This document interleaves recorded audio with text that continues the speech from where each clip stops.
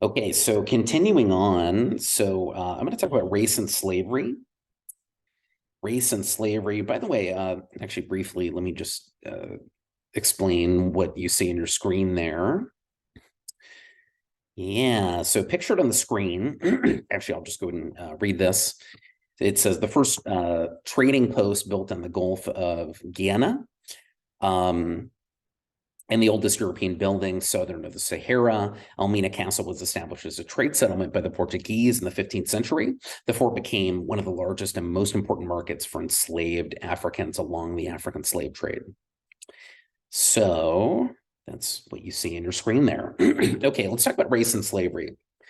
So the emergence of modern notions of race was actually closely related to the colonization of the Americas and the slave trade.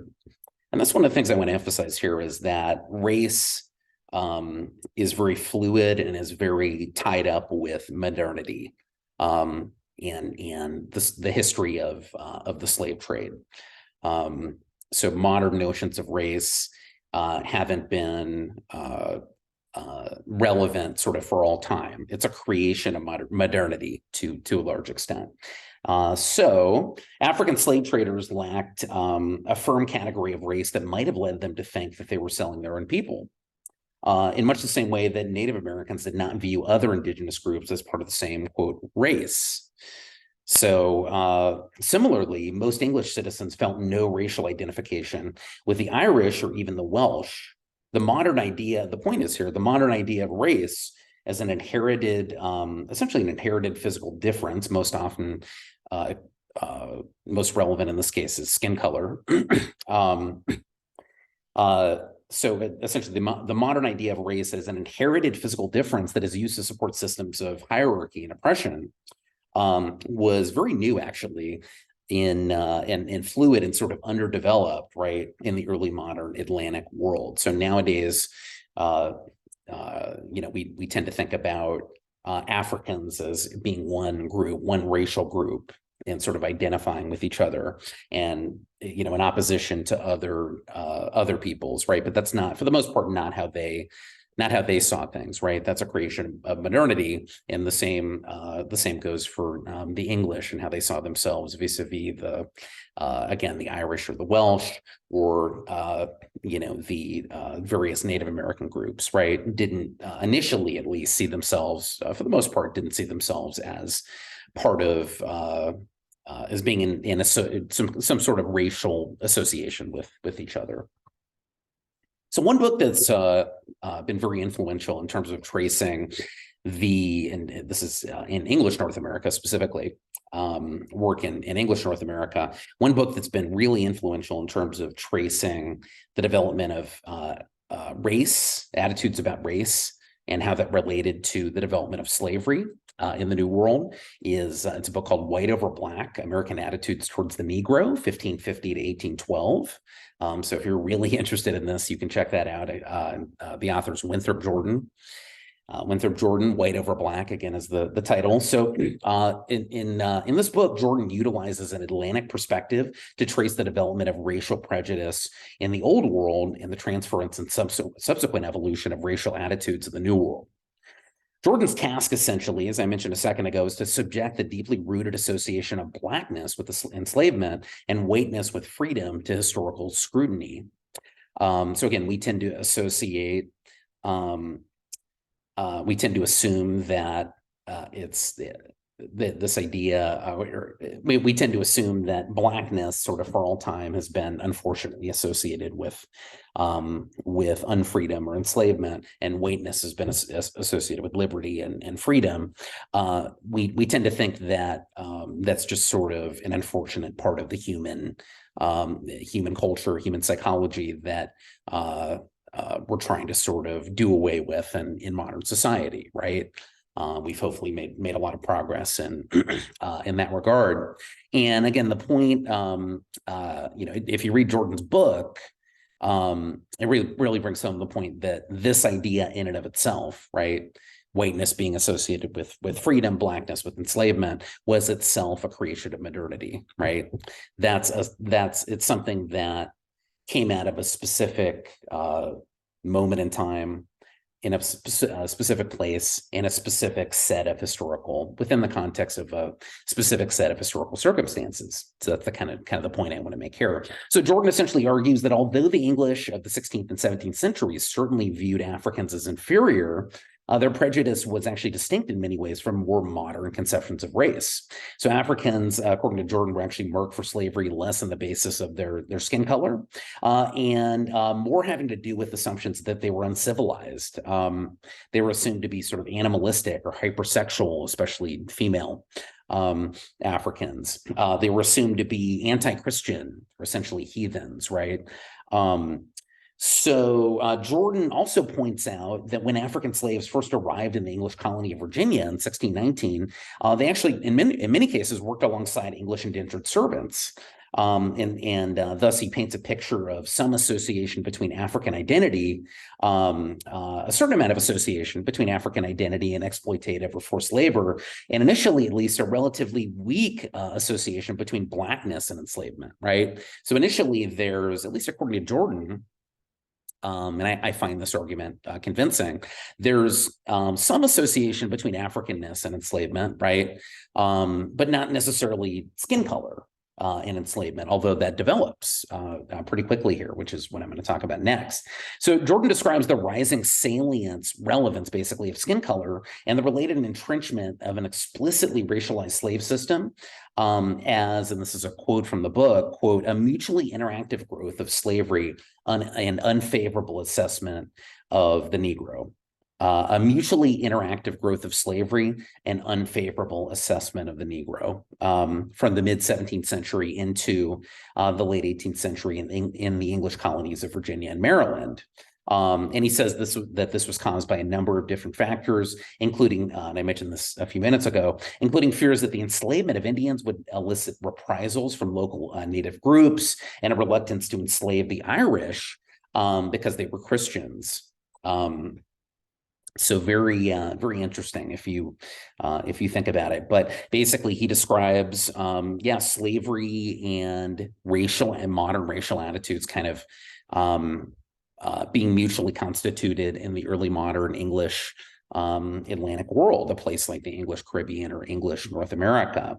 Jordan identifies actually the Revolutionary era beginning in the mid-18th century as a unique chance to potentially reverse or even eliminate an increasingly racialized slave system.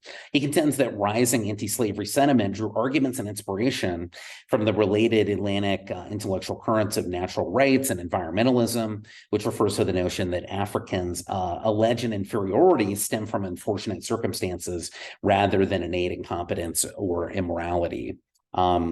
So basically, Jordan argues that in the Revolutionary era, there was an opportunity to reverse this rising institution of slavery, first of all, and secondly, this mutual constitution of race and slavery, right? But this opportunity was lost, unfortunately, right? So after the American Revolution, factors like the proliferation of slavery in the Cotton South, along with the fashioning of a national identity rooted in early United States American national identity, rooted essentially in a white manhood republicanism is what I would call it.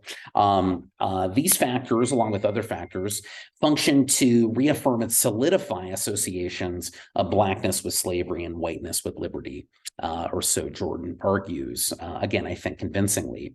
Another point I wanted to make, just turn my phone off here. So I wanted to talk about slave resistance. So I think it's easy to lose sight of, basically to emphasize the oppressive intentions and in many cases horrifically oppressive, terrible results of enslavement, right? When you do that, when you emphasize that, I think it's easy, and that's important, of course, right? But when you do that, I think it's easy to lose sight of the humanity that was able to shine through even in those most egregious of circumstances, right? And so we see this in different ways. We see this in slave resistance, the many cases of slave resistance and slave rebellion. So, for example, the Stoner Rebellion, which is essentially the largest slave rebellion in British colonial history. This was took place in September 1739. And basically this consisted of an armed march led by a literate slave named Jimmy, born in the Congo. And in the early 18th century, the Congo had been undergoing civil wars, leading to more people being captured and sold into slavery, including trained soldiers. They were also Catholic, as the Congo had voluntarily converted to Catholicism in 1491. So, so Jimmy was actually a Catholic enslaved African who had acquired Catholicism in his native Congo in the west coast of Africa, or actually the sort of Central Africa, to be more specific. And so on Sunday, September 9th, the enslaved Congolese, many enslaved Congolese, in an armed march south from the Stoner River, engaged in an armed march, south from the Stoner River, bound for Spanish Florida. And this took place in colonial South Carolina, by the way. And essentially, Jimmy and his men marched down the roadway with a banner that read "Liberty" and chanted the same word in unison, liberty in unison. They killed two storekeepers and seized their weapons and ammunition, and now proceeded southward toward Spanish Florida. On the way, they gathered more recruits for a total of 81. They burned 6 plantations. In the end, they burned 6 plantations. They killed 25 whites along the way before being intercepted and defeated by the South Carolina militia. A group of slaves actually escaped capture and traveled another 30 miles before battling a week later with the militia. Most of the captured slaves were executed. The surviving few were sold to markets in the West Indies. So, yeah, that's one of the greatest, most famous instances, largest instances of slave insurrection. So these kind of things did happen. Slaves did certainly contest their enslavement, right? The most successful, I would argue, I think most historians would argue that the most successful slave insurrection in world history, essentially, certainly in the history of the colonial New World, was in the case of what amounted to the Haitian Revolution, right? And the creation of the independent nation of Haiti in 1804. Which was created as a Black nation, a Black republic, right, of formerly enslaved African descended peoples. So slaves contested their enslavement in some cases successfully, right? I should also mention that slaves' humanity was evident in the culture that they built within the context of slavery, right? So vibrant slave cultures existed: songs, dancing, kinship groups, right? With a connection between elderly peoples and the young. All this testifies to human agency in the midst of oppression, right? And this is itself a form of resistance, right? Of course, any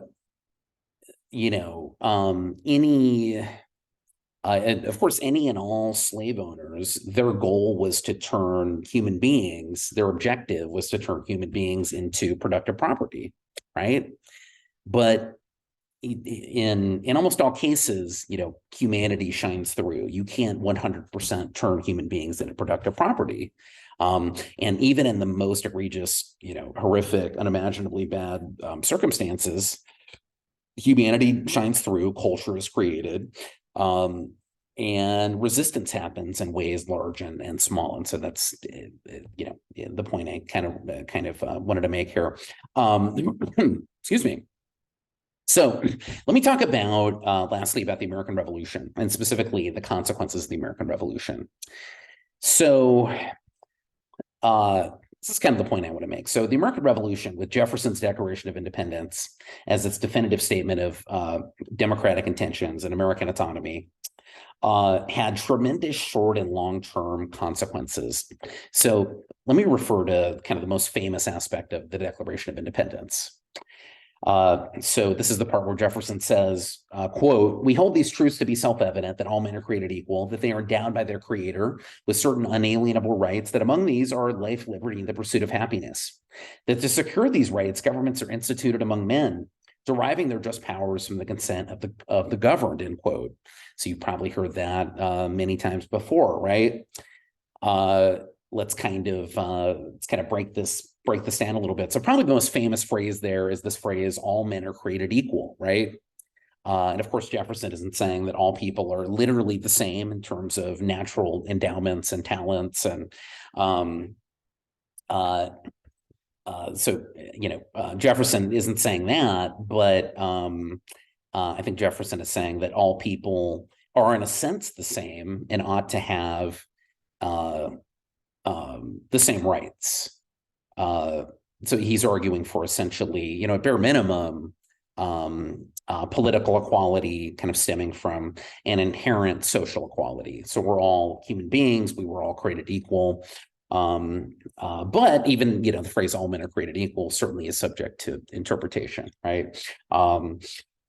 He goes on to say they're endowed by the creator with certain unalienable rights that you can't take away. What are these rights? Well, life, liberty, and the pursuit of happiness. Of course, he got that, but put his own spin on it from John Locke. So John Locke's notion of natural rights, which were, according to Locke, life, liberty, and property.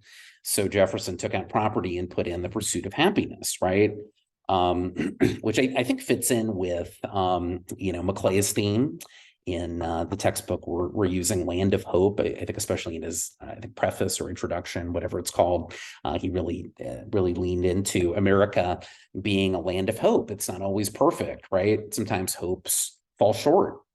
And this very much fits into actually what I wanted to talk about in the last few minutes here. But yeah, this phrase, think about it, the pursuit of happiness. What a beautiful phrase, right? If America is about anything, I would argue it's about the pursuit of happiness, right? It's not a guarantee of happiness. There's no guarantee of happiness. It's not a nation dedicated to a certain ideology or ethnic group, or it ought not to be, right? Shouldn't be dedicated to, a certain religion, a certain ethnic group, a certain political ideology, but it's dedicated to people come here to pursue their version of the American dream, to pursue happiness, right? But that doesn't mean everything always works out. And so anyway, the pursuit of happiness, I just wanted to kind of highlight that. He goes on to say that to secure these rights, governments are instituted among men, deriving their just powers from the consent of the governed, right? So this essentially is this idea of popular sovereignty, right? The people rule. The government isn't there to serve the government or the ruling party. The government is there to serve the people. The people can throw out the government and implement a new government if they're not satisfied with their representation, right? Government gets its power from the consent of the governed, popular sovereignty, i.e. democracy, essentially, simply put. So that became sort of the rallying cry, or maybe that's not the rallying cry of the revolution, but that neatly encapsulates the ideology, I would say, of the American Revolution, right? And so what were the consequences of this, right? Many consequences. So political and social life, of course, changed dramatically after independence. Political participation grew as more people gained the right to vote, leading to greater importance being placed in representation within government. So more people, but of course not all, got the right to vote, not even close to all people initially got the right to vote. I'll talk more about that. In addition, more common citizens, known as new men in a lot of cases, so common people, middling folk, right, played increasingly important roles actually in local and state governance after the American Revolution, post-independence. Hierarchy within the states underwent significant changes. Society became less deferential and more and more egalitarian. There we go. Third time's the charm. American society post-independence became less aristocratic and more meritocratic, more egalitarian again. But of course, there were limitations. Despite these important changes, the American Revolution had its limits. Following their unprecedented expansion into political affairs during the imperial resistance, women served the patriot cause during the war. However, the revolution did not result in, unfortunately, in immediate civic equality for women. Instead, during the immediate post-war period, women became incorporated into the polity to some degree as Republican mothers. So Republican societies required virtuous citizens was the idea here. And so it became essentially mothers' responsibility to raise and educate future citizens. So this opened up opportunities. Essentially, this was like one step forward and one step back, or maybe two steps forward and one step back. There were sort of progressive and elements of progressiveness and progress and elements of declension, and sort of reaction and moving backwards, in this, right, in this notion of Republican motherhood. So yeah, women are entrusted with being sort of the guardians of virtue, and are supposed to are supposed to inculcate virtue by educating their the future citizens, their especially sons, right, but even daughters to a certain extent. So this was an important advancement for women, right, but of course left them in a circumscribed domestic role, right. So you can trace that in large part to this ideology of the American Revolution, right? And we also know that women, along with enslaved African Americans, even freed African Americans in northern states, along with Native Americans, were denied entry, full membership, essentially, in the body politic, and weren't given the right to vote, weren't subjected to equal protection under the law. Were treated as second-class citizens, or not even citizens at all, or in the case of enslaved peoples, not even human beings, right? So here's obviously the point I'm getting to. What do we make of the disconnect between the rhetoric and ideals of the American Revolution? What do we make of the disconnect between the rhetoric and ideals of the American Revolution, like all men are created equal, high ideals, on the one hand, and the reality of so many people being left out of the promise of liberty and equality on the other hand? What do we make of this? In other words, does a rotten apple spoil the whole barrel? Was this simply empty ideals slash rhetoric being put forth by privileged white men to consolidate their place in society, right? In independent, United States society, with Britain thrown to the side. So, and by the way, this is the last question of the lecture video questions, and this is more of an analytical, kind of critical thinking question that I think is very relevant to a lot of the debates that are going on, have gone on in the last few years about basically, the meaning of the American Revolution, the founding fathers, and certainly these debates go back to all the way back to many centuries, to the founding of the country, right? So I want you guys to kind of think about this and weigh in on it. I'll just kind of lay my cards on the table, and you certainly don't have to agree with me, but I'll just kind of lay my cards on the table. So do I think this was simply, or we can explain this disconnect by pointing to, or by concluding that these ideals, this rhetoric, all men are created equal, endowed by their creator with unalienable rights like life, liberty, and the pursuit of happiness, was this empty ideals, empty rhetoric? I don't think that it was. That's my view. But again, feel free to disagree with me, and let me kind of make my case. By the way, Maclay definitely makes his case, and I largely agree with Maclay. I'm going to explain things a little bit differently here. So let's look at the impact of the Declaration of Independence, right? Which really speaks to the impact of the American Revolution, right? So I think if you're going to argue that these ideals are empty, this rhetoric is empty, then essentially you're saying that it's had no, or very, very little, negligible impact, and I don't think that's true, right? let's look at the impact of, specifically the international impact of the Declaration of Independence. So many other countries have utilized the Declaration as inspiration or have directly copied sections from the Declaration of Independence. Let me just list kind of a few of them. So the aforementioned Haitian Revolution in 1804 adopted aspects of the Declaration of Independence and certainly was inspired in part by the American Revolution. Same thing with the United Provinces of New Granada. And by the way, a lot of these newly formed independent nations fit within the context, not in the case of Haiti, because that was a French colony, but a lot of these that I'm going to mention fit within the context of the Spanish-American independence movements, which took place mostly in the early to mid-19th century, so a little bit after the American Revolution. And certain other Caribbean revolutions like the Haitian, or around the same time as the Haitian Revolution from France. But anyway, we have the United Provinces of New Granada being formed into a new nation in 1811, using declaring their independence, using the rhetoric and ideals of the American Revolution, and specifically Jefferson's Declaration of Independence. The Argentinian Declaration of Independence in 1816, the Chilean Declaration of Independence in 1818, the Costa Rican Declaration of Independence in 1821, the Nicaraguan Declaration of Independence in 1821, the Peruvian Declaration of Independence in 1821. I'm skipping many here, the Colombian Declaration of Independence in 1831. Same thing with the Dominican Republic, borrowing from the rhetoric and ideals in its Declaration of Independence. And its sort of founding ideals, right?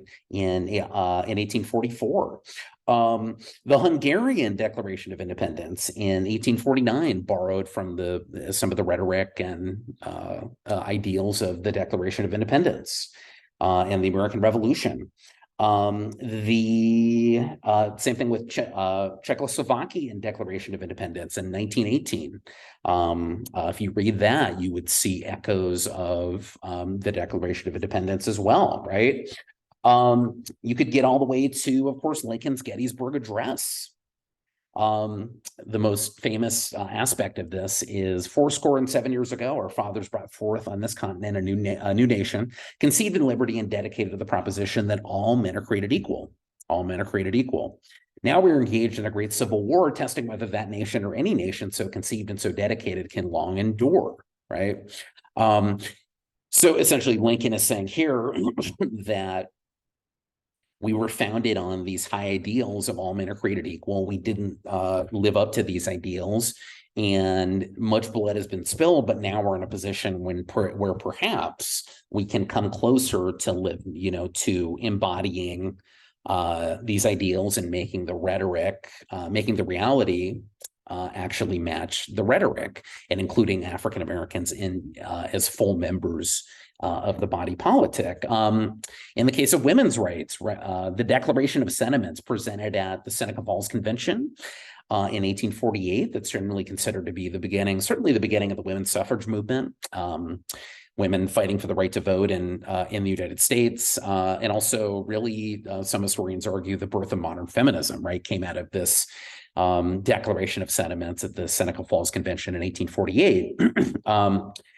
And this Declaration of Sentiments said, quote, "We hold these truths to be self-evident that all men and women are created equal." So you could see where they got that from, right? We could move to the civil rights movement. So excerpt from Martin Luther King's famous "I Have a Dream" speech. He said, quote, "I have a dream that one day this nation will rise up and live out the true meaning of its creed. We hold these truths to be self-evident that all men are created equal," right? So again, you don't have to agree with me, but I want you to engage with that, engage with what Maclay says in his introduction, and think about the discrepancy. And certainly there was a huge discrepancy and a huge amount of hypocrisy, frankly, Jefferson being a slave owner and writing the words all men are created equal, it's very puzzling from our modern day point of view. So what does that mean for the professed ideals of the American Revolution, the sort of Enlightenment ideas of liberty and freedom and equality that the American Revolution was allegedly fought in the name of, right? What does that mean for those ideals? What does it mean for the founding fathers? What do we make of this discrepancy kind of from our modern day vantage point? So yeah, that's up to you to think about that and articulate that. Okay, so that's it for this video. Thanks for listening.